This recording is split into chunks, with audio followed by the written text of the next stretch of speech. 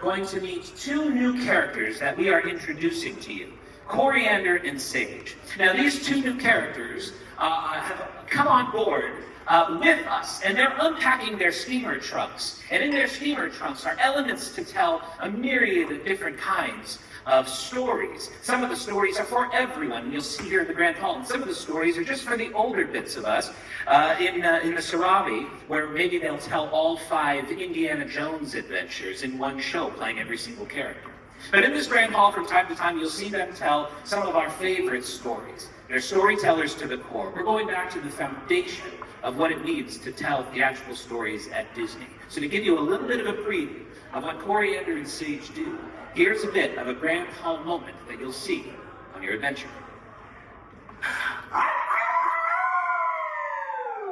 Travelers, gather round. Let us tell you a story. A fable we've collected with a bit of allegory. We'll keep it short, but listen close. It's a story you all may know. Do you all want to hear it? Well, if you hear it, tell us so. All right, here is the story of Peter Pan. There was a place. A faraway place. Thank you. There was a faraway place where the sun always shone, the sky was always blue, and no one ever grew old. This place was called Neverland, and it's where Peter Pan and Tinkerbell lived. And not so very far away in the city of London lived Michael, John, and Wendy Darling. Every night they would gather into the nursery to hear Wendy tell tales of Peter Pan. And one night, while Wendy was in the middle of her story, Peter Pan appeared with Tinkerbell. I've lost my shadow. I've come to find it. Here it is, said Wendy, as she sewed it back onto Peter's body. You know, simple shadow sewing sure shows super skill. Ooh, say that 5 times fast. Simple shadow sewing sure shows super skill. Simple shadow showing sure shows super skill. Simple shadow sewing sure. That's okay. You halfway made it. Okay. Come to Neverland with me, said Peter. There you'll never have to grow up. And I love your stories there. Wendy, John, and Michael all cheered.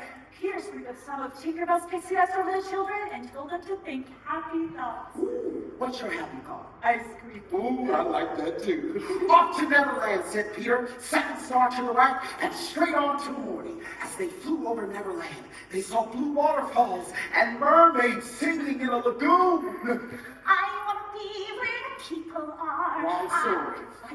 They loved Neverland, and it was the most beautiful place they had ever seen.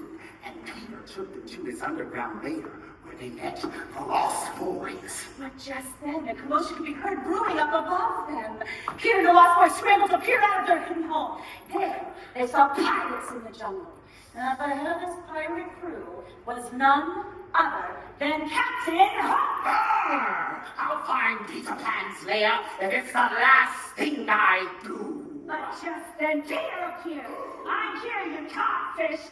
Peter and Captain Hook had fierce duel, clashing swords, until Hook was defeated, chased away by a tick-tocking crocodile. TikTok.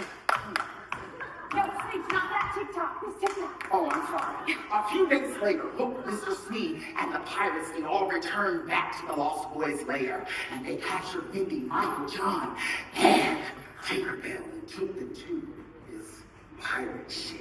Peter Pan will save us, said Wendy bravely.